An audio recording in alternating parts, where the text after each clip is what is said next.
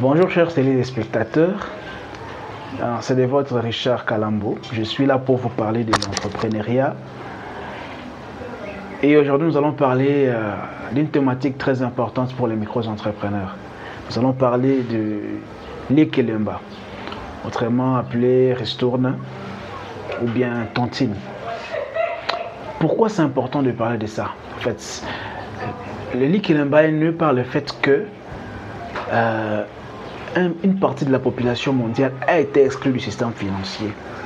Pour trouver des solutions à cela, ils ont créé leur propre mécanisme d'autofinancement. Le l'Ikelemba en fait partie. Le l'Ikelemba, c'est quoi? C'est le fait de donner, de prendre l'argent, des cotisations entre membres bien organisés qui se connaissent parfaitement et ils se redistribuent ces montants en période régulière et à tous les membres pendant un certain temps. Je peux donner par exemple un exemple. Nous sommes au nombre de 6 personnes. Chacun doit donner 50 $ et à la fin du mois, par exemple, on constitue un montant de 300 $. On va les redistribuer à ces 6 personnes chaque mois. Chacun donne les 50 tout le mois, ça constitue 300 $ qu'on remet au premier membre. Les seconds mois, on continue ainsi et ainsi de suite jusqu'à la 6e personne. J'ai dit que le l'Ikelemba est venu par le fait qu'il y avait une partie des gens qui ont été exclus du système financier. En fait, qui subissent l'exclusion financière. Beaucoup de conditions des banques, il faut des garanties, il faut que vous ayez une activité vraiment qui peut. Alors, tout ça, ça pour ça, c'est que les gens disent non, nous sommes incapables de satisfaire à ça, mais nous avons besoin d'argent. C'est comme ça qu'ils ont créé le l'Ikelemba. C'est un système qui est vraiment au Congo très répandu et dont moi-même personnellement j'ai déjà pratiqué. Alors je vais parler des avantages et des inconvénients. Les avantages d'abord, c'est une forme de microcrédit au premier bénéficiaire. Donc la première personne qui reçoit les microcrédits, la l'Ikelemba, c'est un peu comme un microcrédit pour lui. Le second avantage est que le l'Ikelemba en tant que microcrédit ne génère pas d'intérêt. C'est vraiment c'est comme un peu un microcrédit sans intérêt. Troisième lieu, son paiement est échelonné dans le temps. Le premier mois, le deuxième mois, le troisième mois, le quatrième mois, le cinquième mois, le sixième mois, c'est déjà un échelonnement parfait qui aide vraiment le micro-entrepreneur dans ses activités.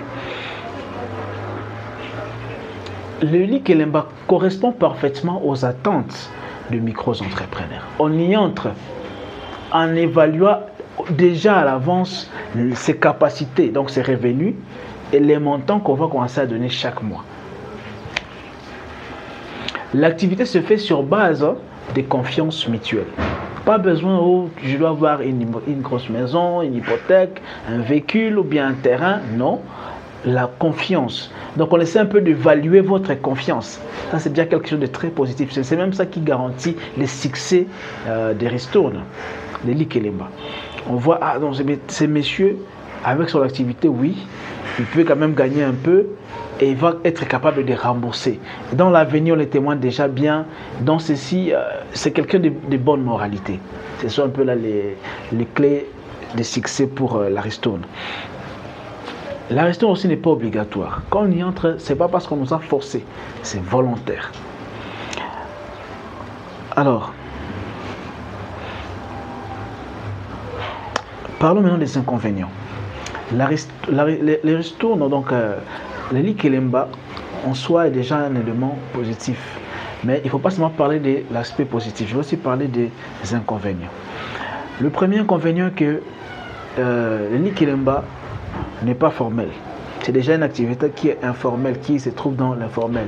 Et plusieurs personnes qui interviennent dedans ne sont pas dans les rythmes formels. Et cela a de risques parce qu'au cas peut-être de perte, c'est trop difficile d'aller expliquer ces problèmes aux juges, aux avocats, et qu'ils se retrouvent directement dans les cadres légaux et réglementaires. Il y a aussi les risques, donc ça c'est vraiment un risque, les risques que un des membres peut être incapable de payer son montant chaque mois et ça va peut-être handicaper tous les groupes. Mais aussi les risques que cette personne même qui n'est pas capable de payer se volatilise dans le pays sans que les autres personnes ne soient capables de récupérer leurs argent déjà cotisés. Alors, qu'est-ce qu'on peut proposer comme solution? Nous proposons comme solution que, d'abord, les activités de l'Ikelemba puissent être écrites. En deuxième lieu, n'intégrer que de personnes dignes de confiance. Essayez un peu de faire des sondages avant d'intégrer une personne. Est-ce que cette personne est de bonne moralité? Est-ce que cette personne est crédible? Est-ce que cette personne rembourse ses crédits? Ce sont des questions qu'on peut se poser. Déconseiller aux gens d'appartenir à plusieurs tontines. Une personne appartient à 3 tontines par exemple. Et celui doit donner $50 là-bas, 50 là-bas, 50. Est-ce qu'il sera capable de payer? Essayez un peu de poser ces questions-là à vos membres avant de créer la tontine.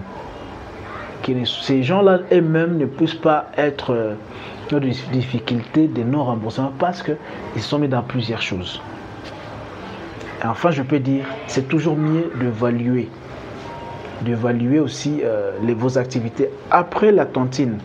Essayez un peu d'évaluer, est-ce que ce qu'on a fait s'est passé facilement? Est-ce qu'il n'y a pas eu de retard lors des paiements des tontines là?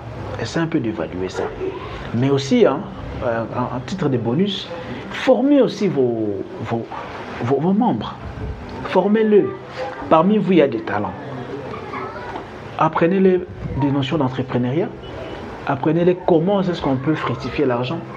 Comment est-ce qu'on peut bien gérer rationnellement l'argent qu'on a reçu. En termes de conclusion, je vous appelle surtout à être très responsable dans vos structures, dans les structures auxquelles vous appartenez, notamment le l'Ikelemba. J'ai dit et je vous remercie.